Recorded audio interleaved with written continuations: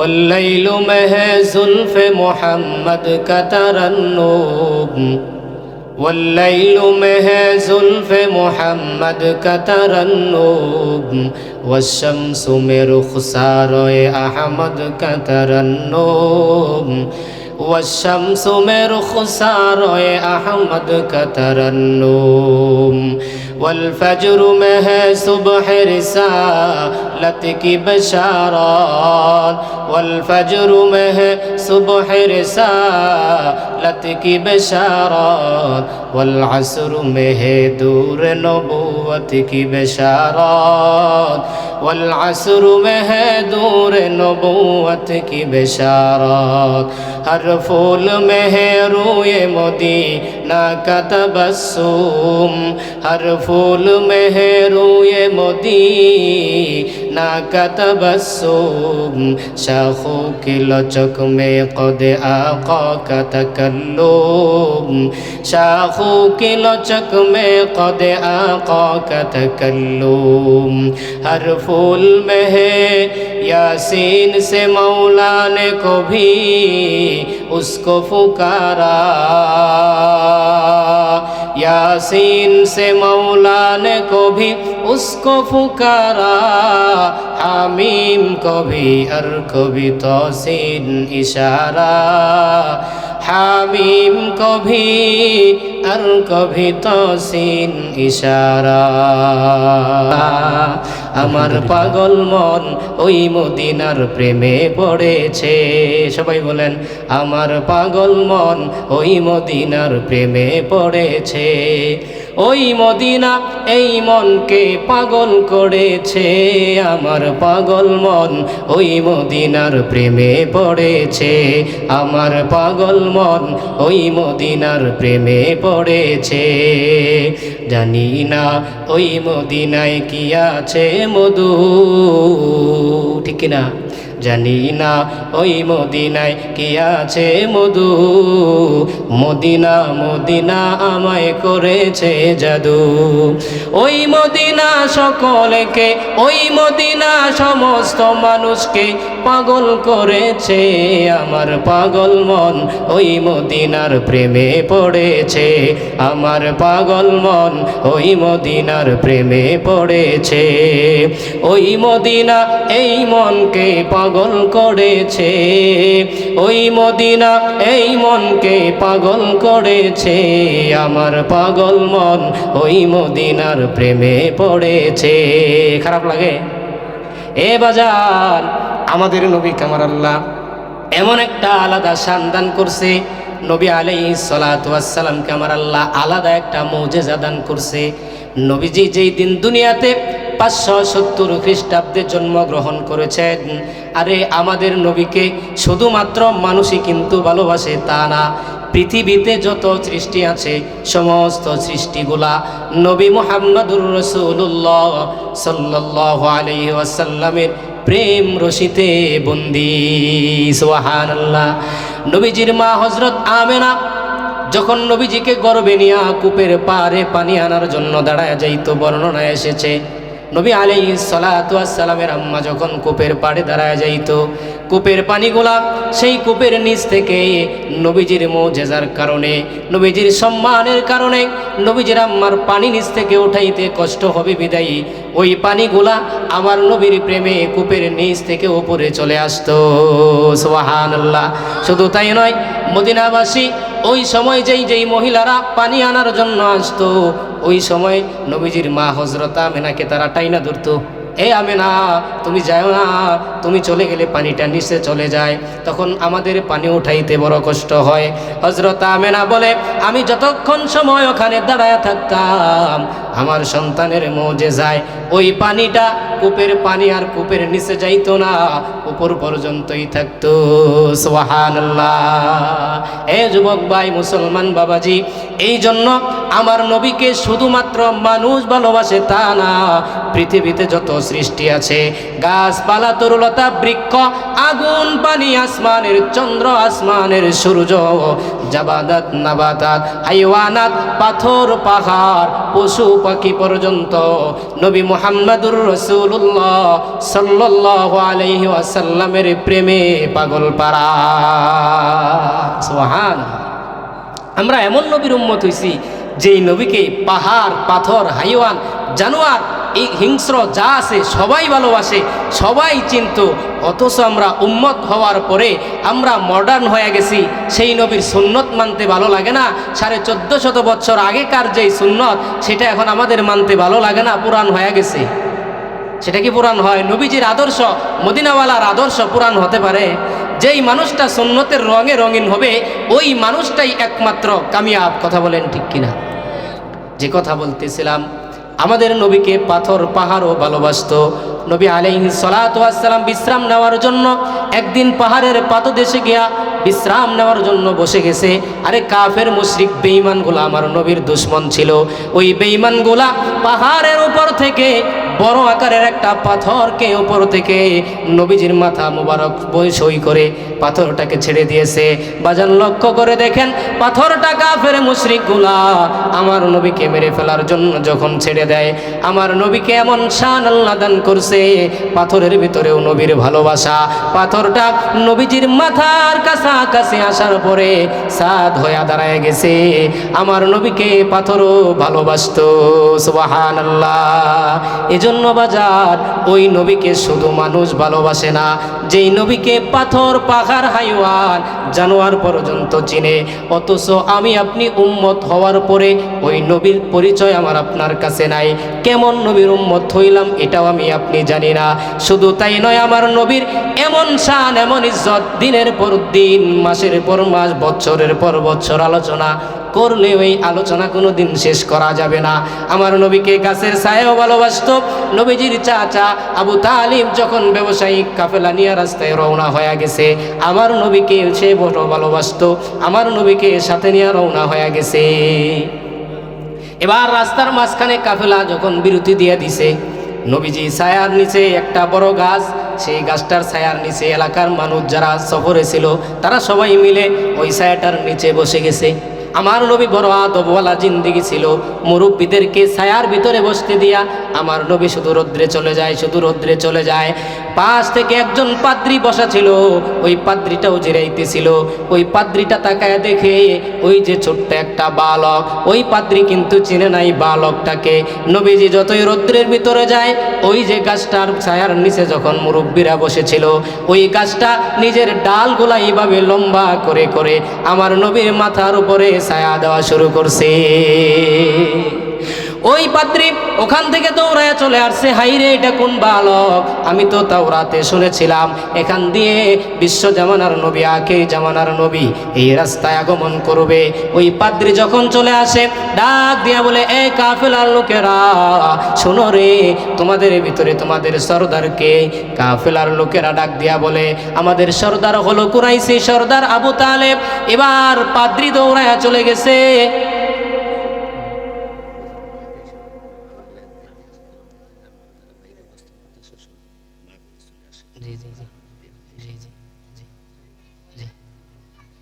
আলহামদুলিল্লাহ, আমরা এখনো বাহিরে যারা ঘোরাফেরা করতেছি, আমাদের অতিথি, প্রধান অতিথি সাহেব আমাদের মাঝে কিছুক্ষণের ভিতরে উপস্থিত হয়ে যাবে। এজন্য আমরা বাহিরে আর দেরি না করে স্প্যান্ডেলের ভিতরে চলে আসি। এজন্য আমরা বাহিরে আর ঘোরাফেরা না করে, কাল বিলম্ব না করে আমরা স্প্যান্ডেলে চলে আসি। যে কথা বলতেছিলাম, নবী আলাইহিস সালাতু ওয়াস সালামকে এমন শান, ইজ্জত, মান আল্লাহ দান করছে। ওই যে গাছের ছায়াটা লম্বা হয়ে গেছে, এবার পাদ্রী আইসে নবীজির চাচাকে ডাক দিয়া বলতেছে, আবু তালিব, আপনি যে কাফেলা নিয়ে রওনা হয়েছেন, আপনার সাথে যে ছোট্ট বালক, ওটা আপনার কি হয়? আবু তালিব ডাক দিয়া বলে, ওটা আমার ভাতিজা মুহাম্মদ সাল্লাল্লাহু আলাইহি ওয়াসাল্লাম। পাদ্রীর ভিতরেও নবীর প্রেম, তার কিন্তু ঈমান নাই। খ্রিস্টান পাদ্রীর ভিতরেও নবীর। ওই পাদ্রী ডাক দিয়া বলে, এরে আবু তালিব, আপনি যাকে নিয়ে আসছেন, যেই মানুষটাকে বলতেছেন এটা আপনার ভাতিজা।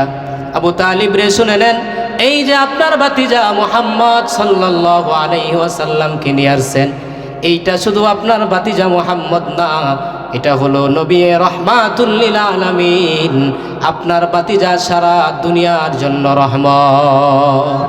ওই পাদ্রী ডাক দিয়া বলে, আবু তালিব রে, এই যে তোমার বাতিজা নিয়া রওনা হয়ে গেলা, ওই যে কাফেলা নিয়া রওনা হইছো বাণিজ্যিক শহরের ভিতরে, তোমার বাতিজার জানের দুশ্মন, তোমার বাতিজাকে হত্যা করার জন্য দুশ্মনগুলা বসে আছে।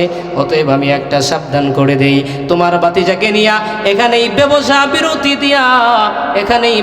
বিরতি দিয়া তাড়াতাড়ি চলে যাও, কারণ সেখানে তোমার বাতিজাকে নিয়ে গেলে তারা তাকে হত্যা করে ফেলবে।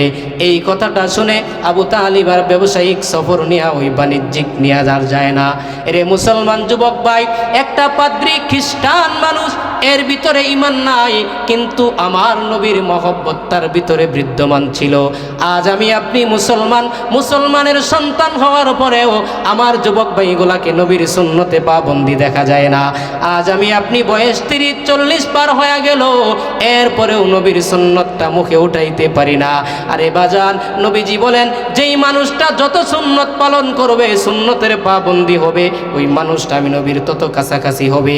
আর যেই মানুষটা আমি নবীর কাছাকাছি, ওই মানুষটা আল্লাহর কাছাকাছি। আর যেই মানুষটা আল্লাহর কাছাকাছি, ওই মানুষটা জান্নাতের কাছাকাছি। সুবহানাল্লাহ।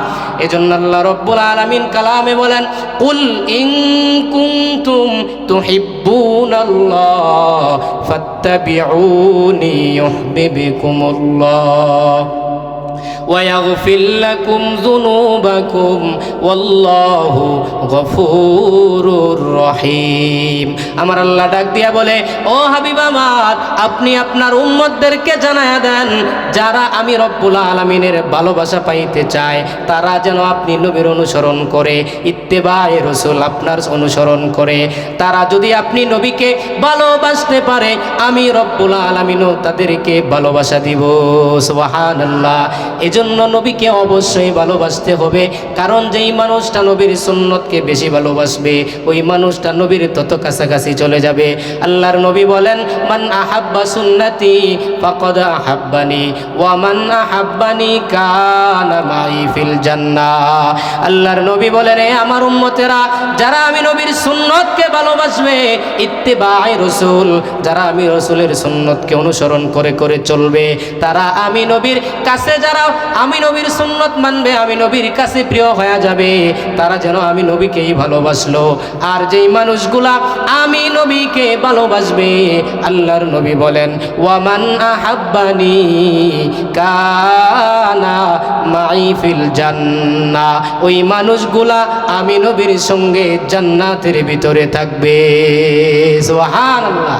এজন্য বাজান, অবশ্যই নবীর সুন্নত মানতে হবে, অবশ্যই নবীর সুন্নত মানতে হবে। কারণ হলো, বনের হিংস্র প্রাণীও কিন্তু নবীকে চিনত, নবীকে ভালোবাসত। আরে একটা মরা খেজুর গাছ উস্তুনায়ে খান্নানা মসজিদে নববীতে ছিল, সেটাও আমার নবীর প্রেমে পাগল পারা ছিল। কেন আমি আপনি নবীর উম্মত হওয়ার পরে সুন্নত মানতে পারবো না? ওই যে উহুদ পাহাড়ের নাম আমরা শুনি, এই উহুদ পাহাড়টা সারা বিশ্বের মানুষ চিনে, এর একটাই মাত্র কারণ, উহুদ পাহাড়। হাজী সাহেবরা যারা মদিনায় গেছে, যারা মদিনায় যাওয়ার পরে হাজী সাহেবদেরকে উহুদ পাহাড় জিয়ারত করানোর জন্য নিয়ে যাওয়া হয়। কারণ হলো একটাই, এই যে উহুদ পাহাড়টা, এই পাহাড়টা আমার নবীর আশিক পাহাড় ছিল। সুবহানাল্লাহ। নবী আলাইহিস সালাতু ওয়াস সালাম কাফেলা নিয়ে একদিন ওই পাহাড়ের কাছ দিয়া যাইতেছে, জিবরাইল আমিন আলাইহিস সালাতু ওয়াস সালাম নবীজির কাছে এসে উপস্থিত হয়ে গেছে। ডাক দিয়া বলে, ওগো রাহমাতুল লিল আলামিন, কেন আপনি এই রাস্তা দিয়ে আগমন করতেছেন? নবীজি বলে, কেন? জিবরিল ডাক দিয়া বলে, ওগো রাহমাতুল লিল আলামিন, আপনাকে উহুদ পাহাড় দেখতে পারে না, বিদায়ী উহুদ পাহাড় কান্না শুরু করে দিয়েছে, আল্লাহ রব্বুল আলামিন আমাকে পাঠিয়ে দিয়েছে।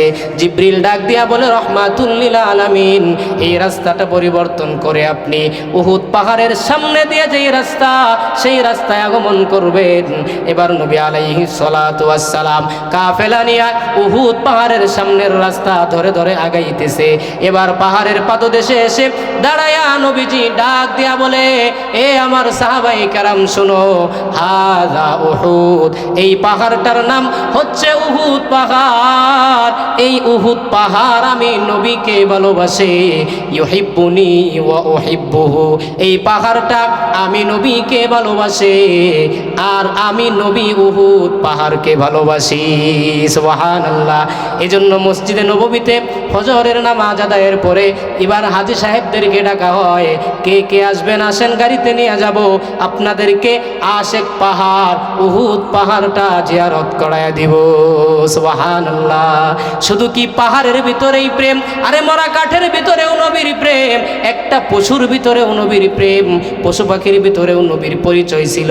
অথচ আজকে আমার সমাজের মানুষ, আমার দেশের মানুষ সে নবীর উম্মত হইয়া নবীর সুন্নতের কথা শুনলে ভালো লাগে না। আরে আমার নবীকে মৃত কাঠেও ভালোবাসতো, আমার নবীকে বনের হিংস্র প্রাণীও ভালোবাসতো। এরা ভালোবাসার কারণে এরা সম্মানী হয়ে গেছে, এরা দামি হয়ে গেছে। সাহাবাই কেরামের জিন্দেগি, সাহাবাই কেরামের জীবনী পড়ে দেখেন, তারাও আমার নবীকে এমনভাবে ভালোবাসতো, এমনভাবে অনুসরণ করতো, যেই কারণে সাহাবাই কেরামের দাম বেড়ে গেছে। আল্লাহর নবী বলেন, আসহাবি কান্নুজুম বিআন্নাহুম ইক্তাদাইতুম ইহতাদাইতুম। যারা আমার সাহাবাই কেরামদেরকে মানবে, কারণ আমার সাহাবাই কেরাম হলো আসমানের তারকার মতো। কেন আসমানের তারকার মতো হইছে? তারা নবীজির সুন্নতকে ভালোবাসতো, নবীজির প্রত্যেকটা কাজ তারা নকল করার চেষ্টা করত।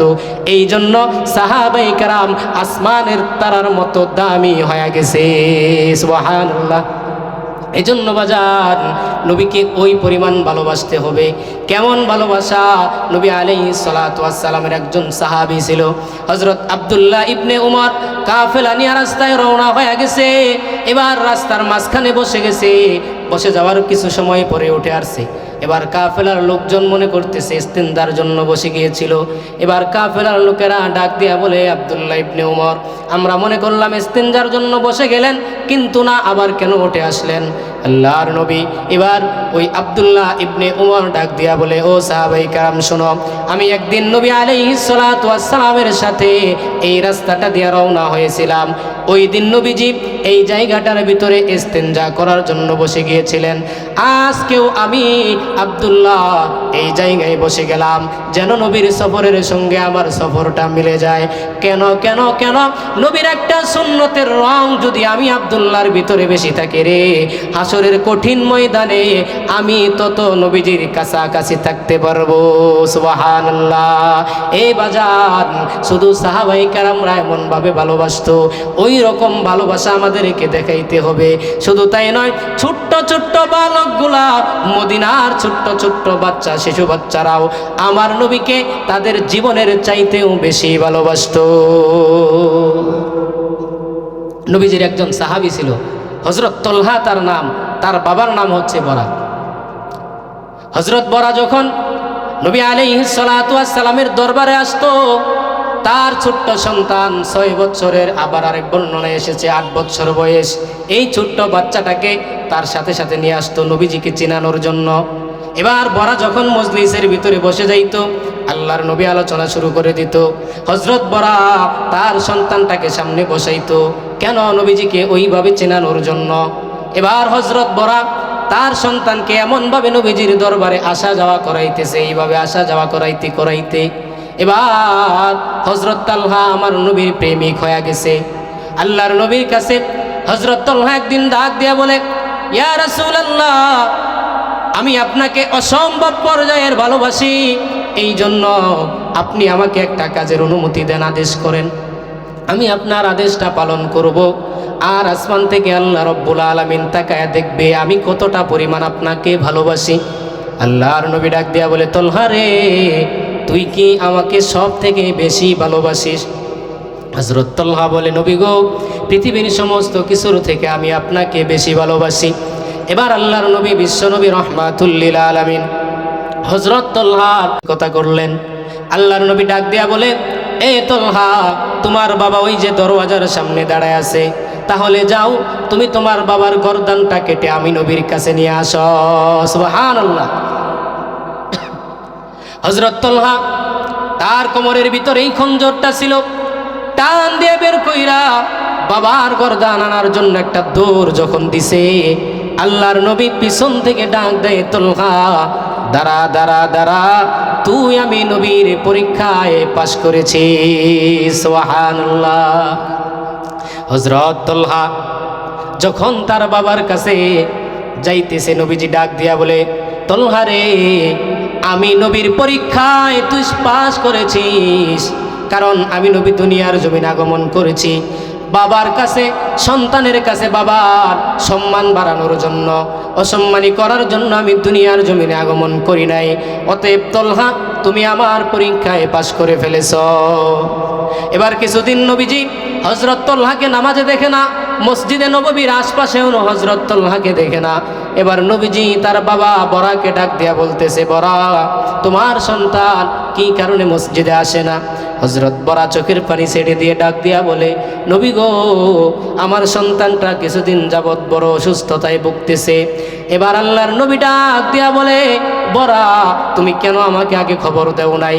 আমি তোমার তলহাকে দেখার জন্য চলে যাইতাম। ওই দিন ওই সময় ছিল শীতের সময়, অনেক ঘন কুয়াশা।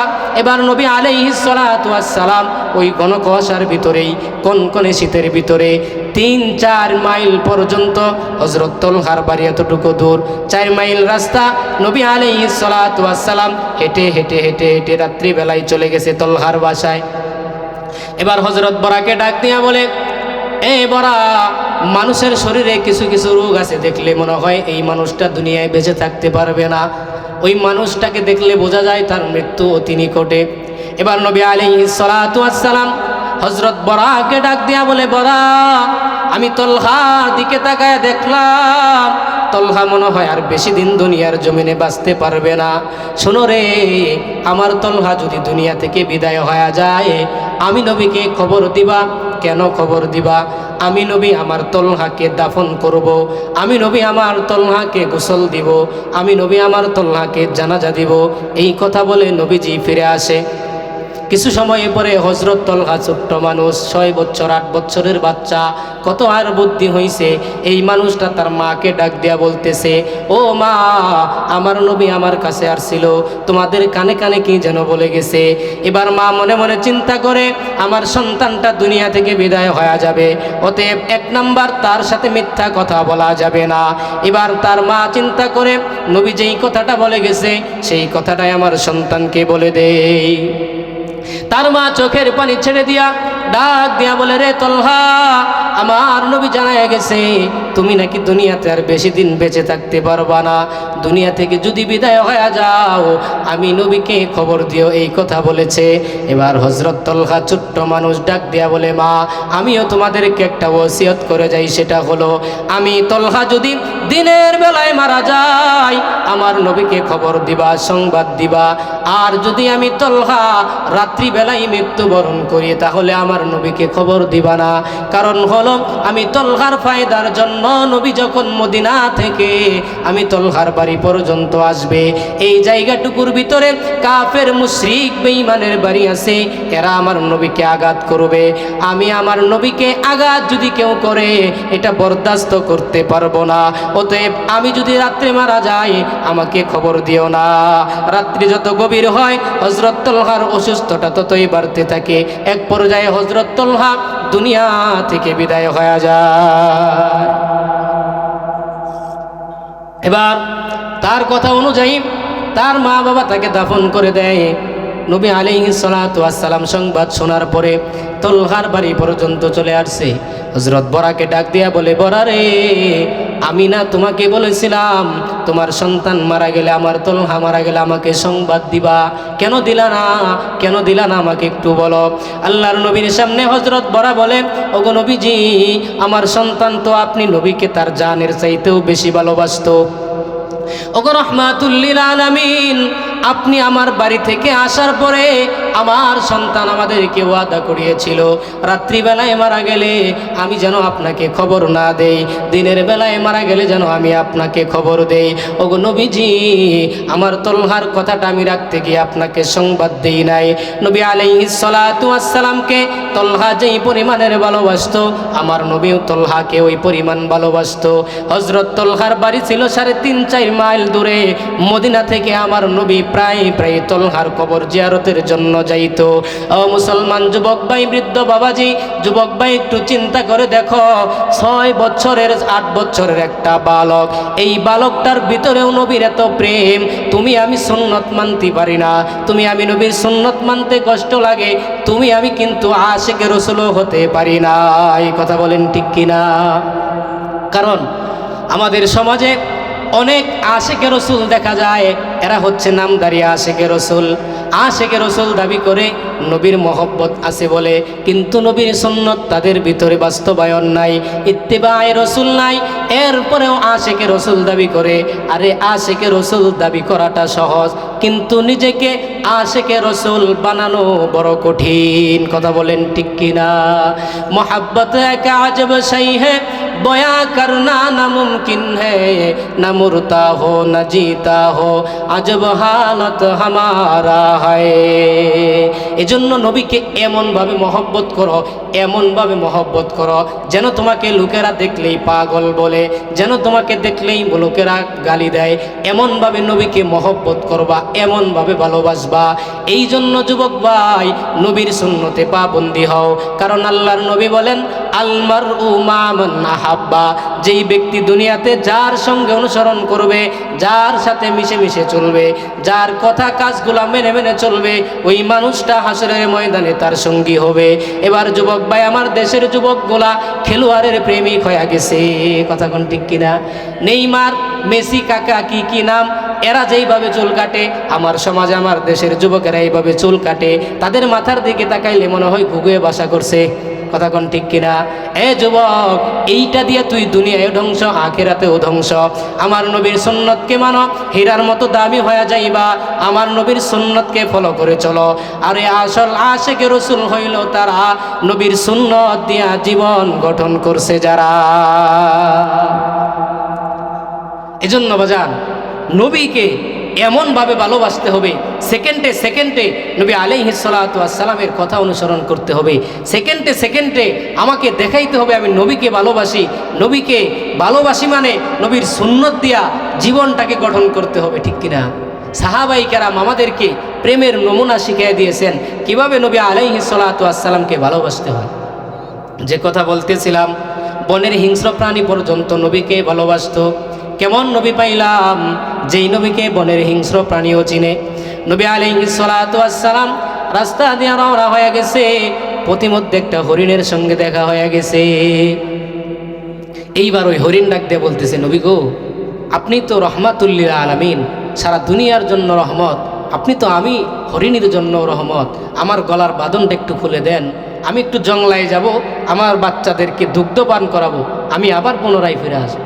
নবীজি বড় দয়ার মানুষ ছিলেন, সাথে সাথে হরিণীর বাঁধনটা খুলে দিছে। হরিণীর বাঁধনটা খুলে দিলে দৌড়ায়া হরিণী জংলার ভিতরে চলে যায়। কাফের মুশরিকগুলা আমার নবীর কাছে এসে বেয়াদবি করা শুরু করছে। ডাক দিয়া বলে, মুহাম্মদ, তুমি কেন আমাদের শিকার করা হরিণীটাকে ছেড়ে দিলে? আল্লাহর নবী ডাক দিয়া বলে, এ আমার লোকেরা শোনো, এই যে হরিণীটাকে ছেড়ে দিলাম, এই হরিণীটা পুনরায় আমি নবীর কাছে আবার ফিরে আসবে। এবার কাফের মুশরিকগুলা বলে, আরে এই বাচ্চাটা হরিণটা ছেড়ে দিলে কখনো কি আবার ফিরে আসবে? নবীজির মুজিজা সম্পর্কে তারা জানতো না, তাদের জ্ঞান ছিল না। নবী আলাইহিস সালাতু ওয়াস সালাম ওই জায়গায় অপেক্ষা করতেছে। সন্ধ্যা যখন নেমে আসবে, ওই হরিণীটা বনের ভিতর থেকে এক পা দু পা করে আগায় আসতেছে। সুবহানাল্লাহ। নবীজির কাছাকাছি আইসা হরিণটা ক্ষমা চায়, মাপ চায়, নবী গো, আমার আসতে একটু দেরি হয়ে গেল, আমি আপনার কাছে ক্ষমা চাই। ওগো নবীজি, বনের ভিতরে আমার তিনটা বাচ্চা আছে, এই তিনটা বাচ্চাকে আমি বুঝাইলাম, দুগ্ধপান করাইলাম, তারা আমাকে আসার জন্য অনুমতি দেয় না। নবী আলাইহিস সালাতু ওয়াস সালামকে হরিণী ডাক দিয়া বলে, আমি যখন আপনি নবীর পরিচয়টা না আমার বাচ্চাগুলাকে দিয়া দিলাম, আমার বাচ্চাগুলা সাথে সাথে আমি হরিণীকে বিদায় জানায়া দেয়, কারণ আমার বাচ্চার ভিতরেও আপনি নবীর প্রেম আছে। এই দৃশ্যটা দেখে কাফের মুশরিকগুলাও দৌড়ায় আসছে। আরে সাধারণ কোনো মানুষ না মুহাম্মদ, হরিণীটাকে ছেড়ে দিল, আবার ফিরে আসলো। ওই কাফের মুশরিকগুলা দৌড়ায়া নবীজির কাছে চলে আসছে। ডাক দিয়া বলে, এ মুহাম্মদ সাল্লাল্লাহু আলাইহি ওয়াসাল্লাম, আমরা তোমার কাছে ক্ষমা চাই, মাপ চাই, আমাদেরকে মাফ করে দাও। আর এই যে হরিণীটা তোমার কাছে ফিরে আসছে, শুধু হরিণী ফিরে আসে নাই, আমরাও কিন্তু তোমার কাছে ফিরে আসছি। আর তুমি আমাদেরকেও মুসলমান বানায়া দাও, আমাদেরকেও পড়ায়া দাও আশহাদু আল্লাহ ইলাহা ইল্লাল্লাহু ওয়া আশহাদু আন্না মুহাম্মাদান আবদুহু ওয়া রাসূলুহু। আমার নবীকে আমার আল্লাহ এমন শান দান করছে, এই যে মুজিজা দান করছে, যেই মুজিজাটা দেখে কাফের মুশরিক গুলাও সাথে সাথে ঈমান এনে কালিমা পড়ে মুসলমান হয়ে যায়। এজন্য বাজান, আমরা যারা এখনো মদিনায় যাইতে পারি নাই, তাদের একটু আশা করতে হবে যেন মদিনায় যাইতে পারি। সকলে আমার সাথে বলেন, মনে বড় আশা ছিল যাব মদিনায়, মনে বড় আশা ছিল যাব মদিনায়। আহাদুকুম হাত্তা আকুনা আহাব্বা ইলাই মিন ওয়ালিদিহি ওয়া ওয়ালাদিহি ওয়ান নাসি আজমাইন। ততক্ষণ পর্যন্ত তোমাদের ভিতরে কেউ কামেল মুমিন হতে পারবে না যতক্ষণ না পর্যন্ত আমি নবীকে তার স্ত্রী, তার সন্তানাদি, তার জীবনের থেকে, তার জানের থেকে, তার মালের থেকে একমাত্র আমি নবীকে বেশি ভালো না বাসতে পারবে, ততক্ষণ পর্যন্ত কেউ খাঁটি মুমিন হতে পারবে না। এজন্য বাজান, অবশ্যই নবীর সুন্নতটাকে ফলো করতে হবে, মানতে হবে, সুন্নত দিয়া জীবন গঠন করতে হবে। কারণ আমার নবীকে তো আকাশের চাঁদেও ভালোবাসতো, আকাশের সূর্যেও ভালোবাসতো। এখন কথা বলার সময় নাই। নবী আলাইহিস সালাতু ওয়াস সালাম একদিন হযরত আলী রাদিয়াল্লাহু তাআলা আনহুর রানে মাথা রেখে ঘুমায় গেছে। এবার হযরত আলী মনে মনে চিন্তা করতেছে, আমি কি নবীজিকে ডাক দিব, নাকি ওই চন্দ্রটা, সূর্যটা যে ওইভাবে চলতেছে, কিছু সময় পরেই তো আসরের সময় হয়ে যাবে। এবার ভয় পাই নবীজিকে ডাক দিতে, যদি নবীজির ঘুম ভেঙে যায় তাহলে বড় কষ্ট হবে। কিন্তু এবার হযরত আলী লক্ষ্য করে দেখলেন, আসমানের ওই চাঁদটার দিকে তাকায়া দেখলেন, আসমানের সূর্যটার দিকে। আমার নবী যতটুকুন সময় আমি আলীর রানে মাথা রেখে ঘুমায় গেছে, ততটুকুন সময় আসমানের ওই সূর্যটা এদিক সেদিক আর মুখ করে নাই, নড়াচড়া করে নাই। হযরত আলী রাদিয়াল্লাহু তাআলা আনহু আমার নবীর ঘুম শেষ হওয়ার পরে নবী আসরের নামাজ আদায় করেছে। হযরত আলী ডাক দিয়া বলে, ওগো রাহমাতুল লিল আলামিন, ওই যে আসমানের সূর্যটার দিকে তাকায় দেখেন নবী গো, যতটুকুন সময় আপনি ঘুমের ভিতরে ছিলেন, ওই যে সূর্যটা এখন নড়াচড়া করতেছে, মুভ করতেছে। আল্লাহর কসম করে বলি, আল্লাহর কসম করে বলি, যতটুকুন সময় আপনি ঘুমের ভিতরে ছিলেন, ওই সূর্যটা এক সেকেন্ডের জন্য এদিক সেদিক নড়াচড়া করে নাই, আপনি নবীর চেহারা মুবারকের দিকেই তাকায় ছিল। সুবহানাল্লাহ। আমার নবী ডাক দিয়া বলে, এ আলী শোনো শোনো, ওই যে তুমি সূর্যের কথা বলতে চাও, ওই সূর্যটা যেই আল্লাহ আমি নবীকে ঘুম পাড়ায়া জমিনে রেখে দিয়েছে, আসমানের মালিক ওই আল্লাহ আমি নবীর জন্য সূর্যটাকে উদার করায়া রেখে দিয়েছে। সুবহানাল্লাহ।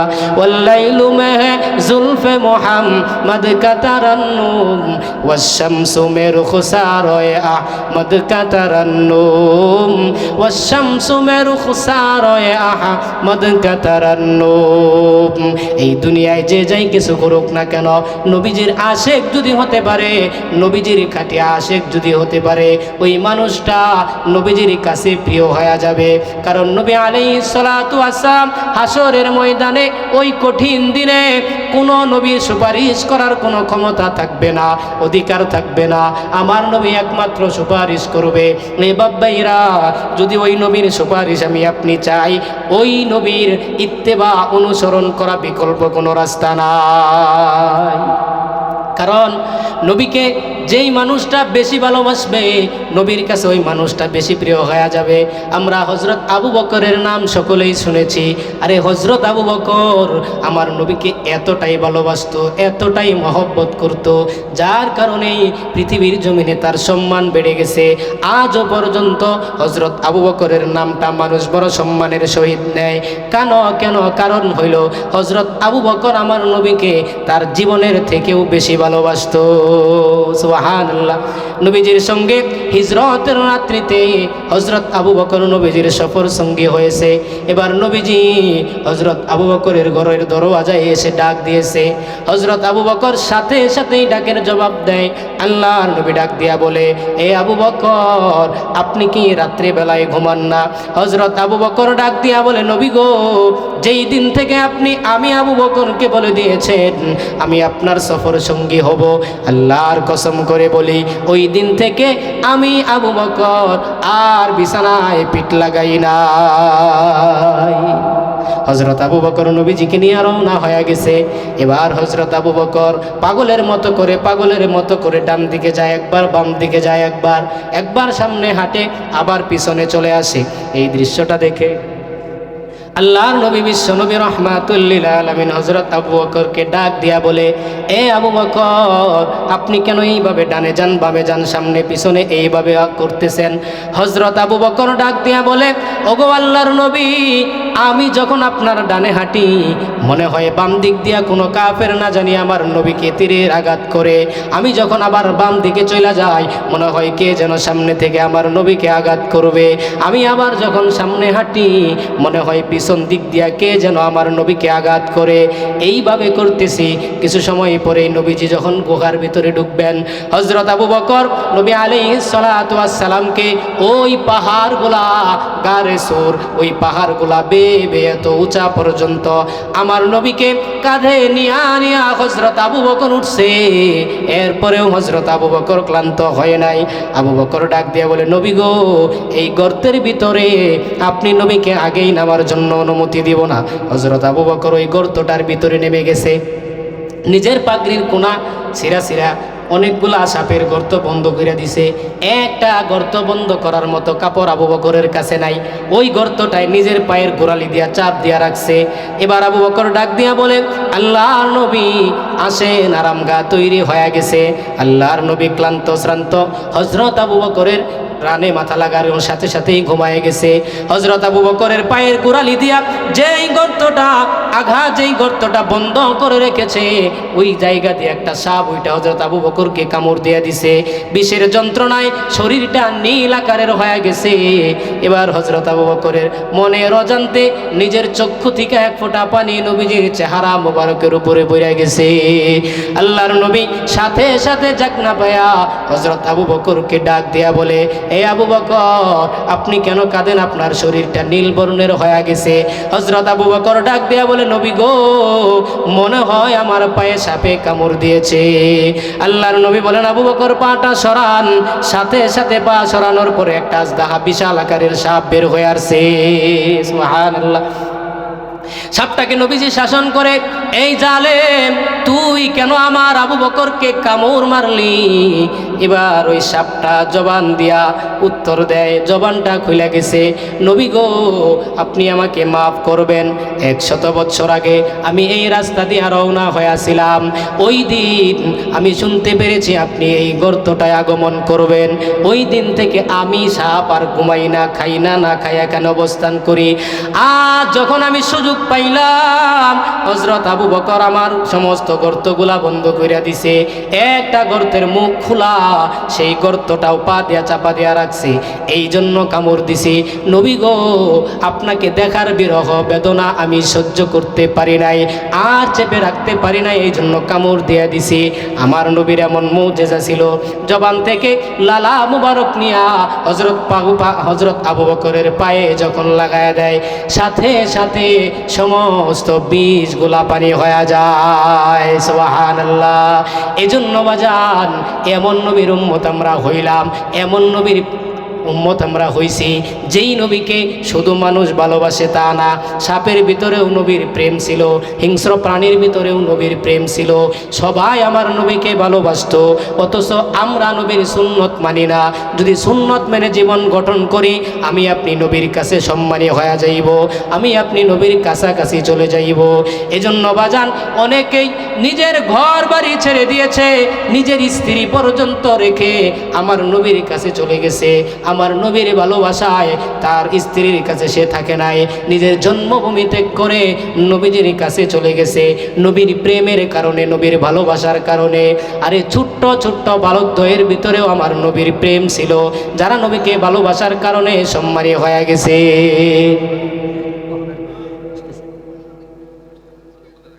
এজন্য বাজান অবশ্যই নবীর প্রেম আমাদের অন্তরের ভিতরে রাখতে হবে, কারণ নবীকে ভালোবাসবে যারা তারা হবে সম্মানী, নবীকে ভালোবাসবে যারা তারা হবে জান্নাতের মেহমান। ও বাজান কথায় কথা মনে পড়ে যায় হযরত বিলাল আল হাবশী রাদিয়াল্লাহু তাআলা আনহুর এত দাম কেন? কেন এত দাম? কেন এত দাম? হাবশার গোলাম তিনি ছিলেন, তার বাবাও গোলাম, দাদাও গোলাম, সেই সূত্রে তিনিও গোলাম, গোলামের ঘরের গোলাম। এরপরেও মানুষটা দামি হয়েছে আল্লাহর কাছে, কারণ একটাই ইসলাম মানার কারণে, নবীর সুন্নত মানার কারণে আল্লাহর কাছে দামি হয়ে গেছে। একটা কথা বলে আমি আমার আলোচনা শেষ করে দিব। আল্লাহর নবীর সাহাবী হযরত বিলাল আল হাবশী প্রত্যেক দিন আজান দেয়, হাইয়া আলাস সালাহ, হাইয়া আলাস সালাহ। আজকে মদিনার এলাকা দিয়া হযরত বিলাল আজান দেয়, দেয় এলান করে, হাইয়া আলাল জিহাদ, হাইয়া আলাল জিহাদ। আল্লাহ এবং নবীর কোনো আশেক যদি থাকো, ঘরে বসে থেকো না, তাড়াতাড়ি চলে আসো মসজিদে নববীর সামনে। আসার পরে মসজিদে নববী থেকে যুদ্ধের ময়দানে নিয়ে যাওয়া হবে। 6 বছরের একটা বাচ্চা নিয়ে একজন মা ঘরের ভিতরে ঘুমায় গেছে। মাটা জীবিত হইয়া কান্না শুরু করে দিছে, হায়রে আমি তো আল্লাহ এবং আল্লাহর রসুলের আশেক হতে পারলাম না, আল্লাহ এবং নবীর মহব্বতের কোনো নাজরানা পেশ করতে পারলাম না, এই জন্য আমি বসে বসে কান্দি। মার নাড়াচাড়া পেয়ে শিশু বাচ্চাটার ঘুম ভেঙে গেছে। বাচ্চাটা ডাক দিয়া বলে, মাগো কি জন্য কাঁদেন? বাচ্চাটাকে ডাক দিয়া বলে, বাবা রে, আমার স্বামী নাই, আমার ঘরে বড় কোনো সন্তানাদি নাই। হযরত বিলাল এলান করে গেছে যুদ্ধের ময়দানে যাওয়ার জন্য, আমি এই জন্য কান্দি। ছোট্ট বাচ্চাটা জবান দিয়া বলে, মাগো আমাকে যুদ্ধের ময়দানে নিয়ে চলেন, আমি যুদ্ধের ময়দানে যেতে প্রস্তুত আছি।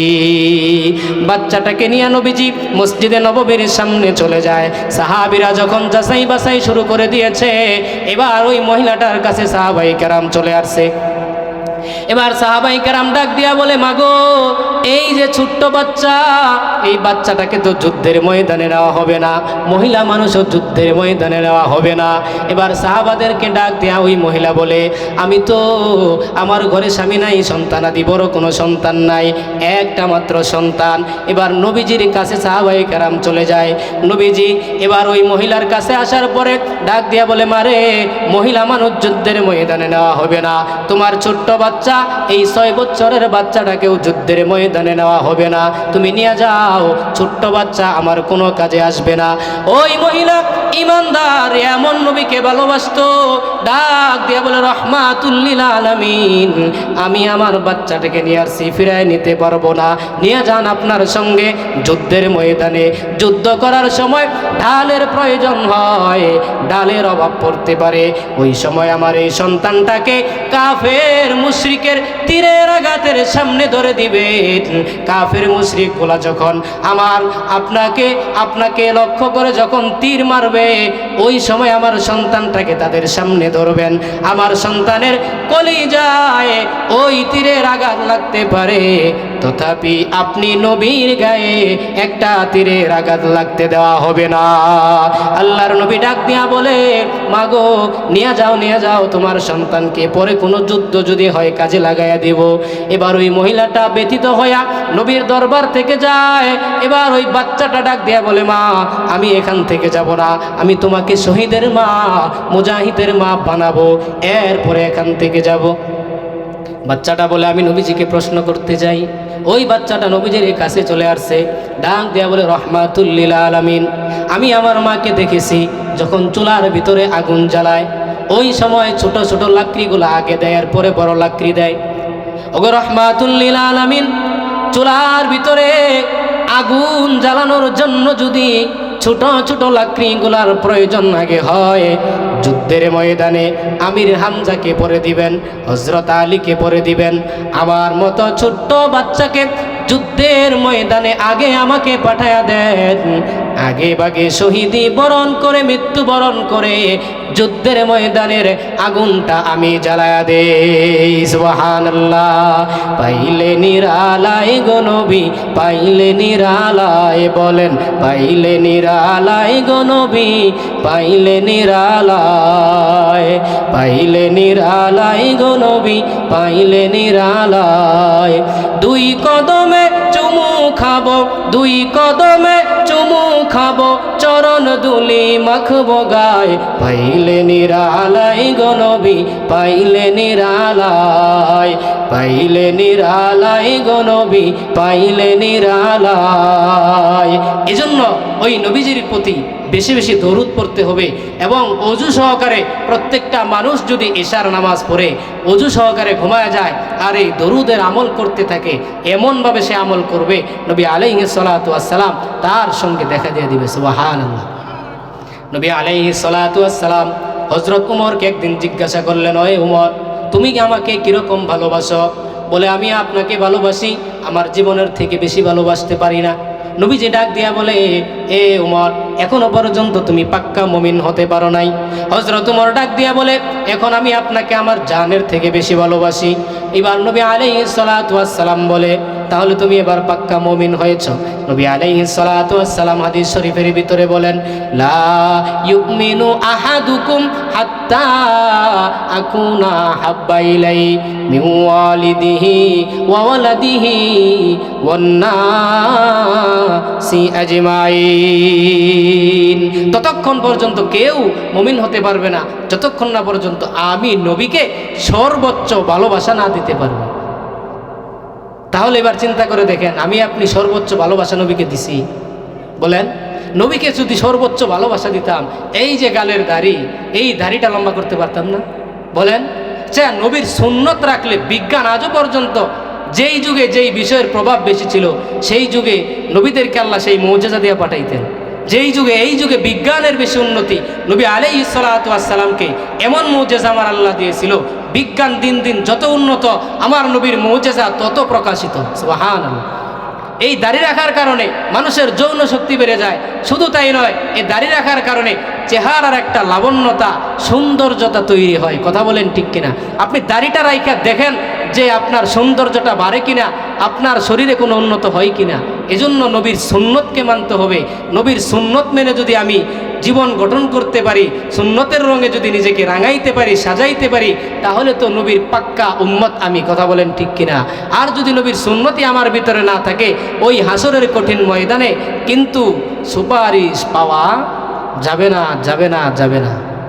কারণ হাসরের ময়দান কঠিন একটা ময়দান হবে।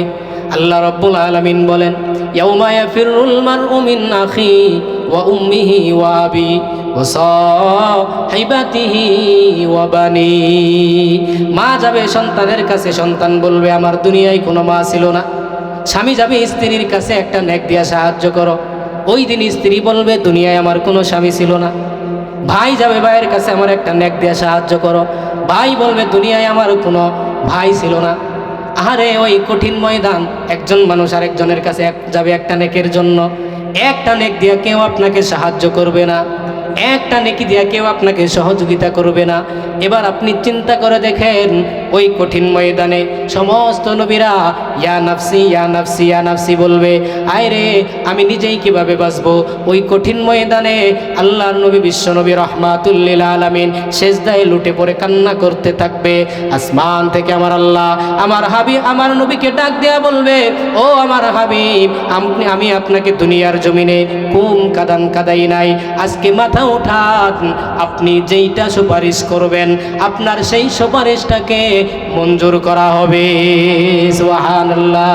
এজন্য বাজান, ওই নবীকে ওই পরিমাণ ভালোবাসতে হবে। আমি আপনি মানুষ জীবিত হওয়ার পরেও নবীকে ভালোবাসতে পারলাম না। উস্তুনায়ে হান্নানের কথাটা বলতেছিলাম, বলেই ফেলি।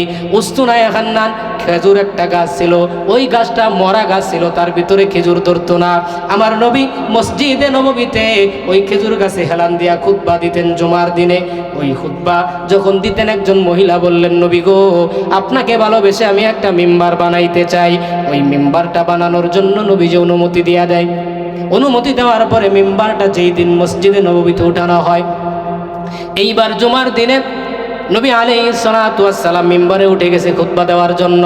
কিন্তু কিছু কিছু কান্নার শব্দ নবীজির কানে ভেসে আসতেছে। আব্দুল্লাহ ইবনে মাসউদ ডাক দিয়া বলে, তিনি বর্ণনা করেন, এই যে মৃদু মৃদু আওয়াজ আসতেছে, কান্নার আওয়াজ, আসলে এটা কোনো প্রাণীর আওয়াজ না, এটা মানুষের বাচ্চার মতো কান্না। কেউ কেউ বর্ণনা করে উটের বাচ্চার মতো কান্না। এবার নবীজি মেম্বার থেকে নাইমা ওই খেজুর গাছ উস্তুনায়ে হান্নান ওইটার কাছে চলে গেছে। ডাক দিয়া বলে, এই যে উস্তুনায়ে হান্নানার ভিতর থেকে শব্দ। নবীজি বলে, উস্তুনায়ে হান্নান, তোর জন্য আমি দোয়া করে গেলাম, তুই জীবিত হবি, তোর কাছে ফল ধরবে, মানুষ খাবে, তোর জন্য দোয়া করবে। উস্তুনায়ে হান্নানার কান্না আরো বাইরে গেছে। এবার নবীজি বুঝে ফেলছেন, আরে উস্তুনায়ে হান্নানকে আমি হেলান দিয়া খুতবা দিতাম। শোন শোন শোন, উস্তুনায়ে হান্নানকে নবী সান্ত্বনা দেয়, তুই আমি নবীর সঙ্গে জান্নাতের ভিতরে থাকবি। সাথে সাথে মৃত খেজুর গাছের কান্নাটা বন্ধ হয়ে গেছে। সুবহানাল্লাহ। মৃত কাঠের ভিতরেও নবীর প্রেম ছিল। আমি আপনি জীবিত থাকার পরে কেন নবীর সুন্নত পালন করতে পারবো না, সুন্নতে পাবন্দি হতে পারবো না? বাজান, একবার নবীর সুন্নতটা আপনি পালন করেই দেখেন, নিজের জীবনে কত উন্নতি চলে আসে, নিজের সমাজে কত উন্নতি চলে আসে, দেশের ভিতরে কত উন্নতি চলে আসে। আর যদি 90% মুসলমানের রাষ্ট্রে আজকে মুসলমান নবীর সুন্নত দিয়ে জীবন গঠন করত, কোনো বেঈমান বেদিনের বাচ্চারা নবী আলাইহিস সালাতু ওয়াস সালামকে দুশ্চরিত্র বলে গালি দিতে পারতো না। আজ দিন দিন আমাদের মুসলমানদের ঈমানি শক্তি দুর্বল হয়ে আসতেছে। এই কারণে বেঈমান মুশরিকগুলা আজও পর্যন্ত 95% মুসলমানের রাষ্ট্রে নবী আলাইহিস সালাতু ওয়াস সালামকে কটূক্তি করে গালি দিতে পারে। কথা বলেন ঠিক কিনা? আমার আপনার ঈমানকে শক্তিশালী করতে হবে। নবী আলাইহিস সালাতু ওয়াস সালামের নবুয়ত নিয়া, নবী আলাইহিস সালাতু ওয়াস সালামের খতমে নবুয়ত নিয়া কেউ যদি অস্বীকার করে, কোনো দলমত নাই, আমরা নবীর আশেক হিসাবে আমরা দাঁড়ায়া যাব, প্রতিবাদ করব। কেউ যেন আমার নবীকে অপমান করতে না পারে। কথা বলেন ঠিক কিনা?